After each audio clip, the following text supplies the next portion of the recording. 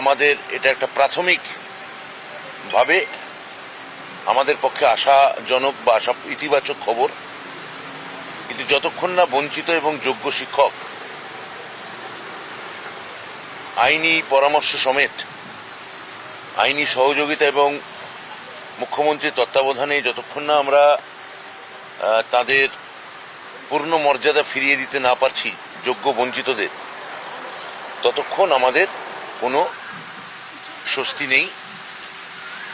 আমরা এটা শেষ পর্যন্ত দেখব, যাতে আমরা মাননীয় মুখ্যমন্ত্রী যেমন বলেছেন, আমরা যাতে ওদের পাশে আইনি সহায়তা দিয়ে পূর্ণভাবে পাশে থাকতে পারি।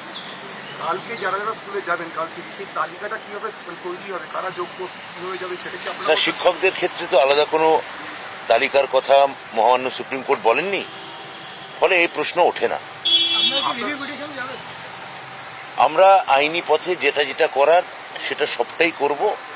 এটা তো আজকে বোর্ড, আমাদের বোর্ড মানে মাধ্যমিক মধ্যশিক্ষা পর্ষদ, তাদের একটা আপৎকালীন আবেদন ছিল, সেই আবেদনে মহামান্য সুপ্রিম কোর্ট সাড়া দিয়েছেন। এরপরও যা যা ধাপ আছে তাতে আমি বললামই, তার পুরোটা আমরা কমপ্লাই করার আমরা করতে বদ্ধপরিকর। 21 তারিখ আপনাদের যোগ্য অযোগ্য একটা তালিকাটা আপনি আইনি পরামর্শ পেলে সাবজেক্ট টু লিগাল দিয়ে আপনি বলেছিলেন সেটা করবেন, সেটার কি স্ট্যাটাস? সেটা এসএসসি আপনাদের যথাসময় জানিয়ে দেবে। বলছি, আজকে দেখা যাচ্ছে শুধুমাত্র শিক্ষকরা ছাড় পেয়েছেন স্কুলে যাওয়ার ক্ষেত্রে, শিক্ষাকর্মীরা ছাড় পাননি। এইটাকে শেখানো তো অনেক যোগ্য। এটা তো পরের ধাপ, এটা তো একটা বোর্ডের ক্ষেত্রে এটা হয়েছে আমি বলেছি। এর পরের ক্ষেত্রে আমরা ওনাদেরও যোগ্য অশিক্ষক কর্মচারীদেরও পাশে আমরা আছি।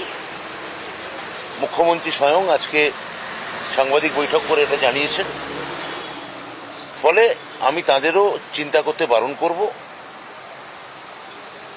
শিক্ষকদের ক্ষেত্রে আজকে যেমন রায় এসছে, পরবর্তী ধাপে দেখা যাক। আমরা তাদের ক্ষেত্রেও সর্বতভাবে থাকবো, এইটুকু আমরা আপাতত বলতে পারি। শিক্ষকদের একাংশ তো নিজের আবার পরীক্ষায় বসতে চাইছে না, কিন্তু কোর্ট তো বলছে পরীক্ষা দিতে হবে এবং তার উপস্থিতি আমরা মহামান্য আদালতের পর্যবেক্ষণ বা রায়ের উপর এক্ষেত্রে আমি কোনো মন্তব্য করব না। আচ্ছা, নতুন যে পরীক্ষা দেওয়ার কথা বলা হচ্ছে, সেখানে যে আমাদের ওবিসি সংরক্ষণ নিয়ে যে একটা হয়ে আছে, সেক্ষেত্রে নতুন পরীক্ষা কি করা হবে ওবিসি সংরক্ষণ না হয়? যদি কোনো পরীক্ষা বা ইত্যাদি যেগুলো আপনারা বলছেন, ভালো করে যদি রায়টা পড়ে দেখেন, তা 16 সালের রুলের উপর নির্ভরশীল। শিক্ষক অশিক্ষক কর্মী সকলের ক্ষেত্রে কি এই রায় প্রযোজ্য? যদি না হয় শিক্ষাকর্মী, আমি তো এটা বলে দিয়েছি। আমার মনে হয় এটা নিয়ে তৃতীয় বা চতুর্থ পঞ্চম প্রশ্ন করে এটা অনর্থক বিষয়টাকে বিড়ম্বিত বা প্রলম্বিত করে লাভ নেই। আমি যেটা বলেছি আমি সেটা বলে দিয়েছি। মাননীয় মুখ্যমন্ত্রী তো বলে দিয়েছেন, এ নিয়ে আবার এটা আমায় কেন জিজ্ঞাসা?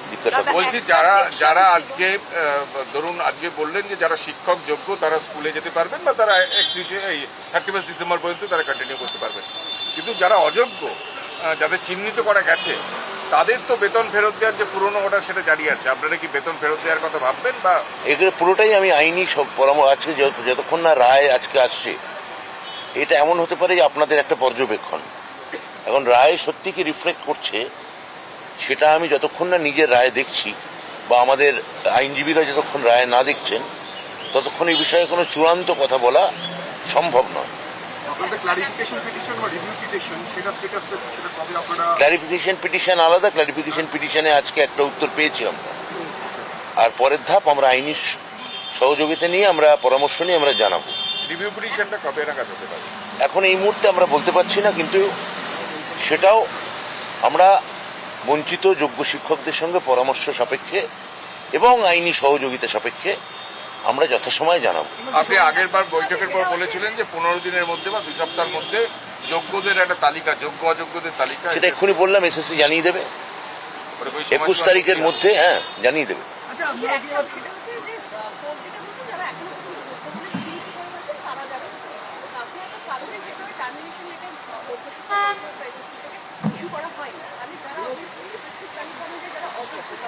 আজকে প্রথম কথা, মহামান্য আদালত যে রায় দিয়েছেন তার সঙ্গে আপনার করা প্রশ্নের আমি কিঞ্চিত গরমিল পাচ্ছি, ফলে আমাকে ওই পুরো রায় আমাকে দেখতে হবে এবং আইনজীবীদের সঙ্গে কথা বলতে হবে।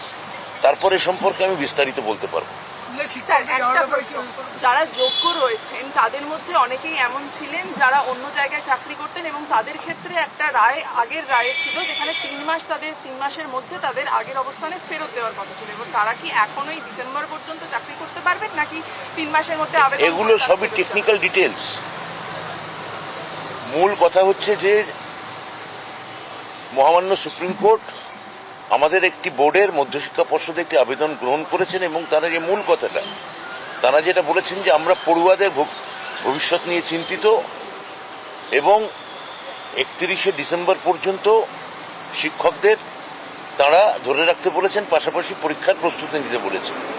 এর সঙ্গে আপনি যে টেকনিক্যাল যে বিষয়গুলি বলছেন তা যতক্ষণ না আমরা রায় দেখতে পাচ্ছি এবং আইনজীবীদের সঙ্গে পরামর্শ করতে না পারছি এই মুহূর্তে তা নিয়ে আমাদের কিছু বলা সম্ভব নয়। টিচারদের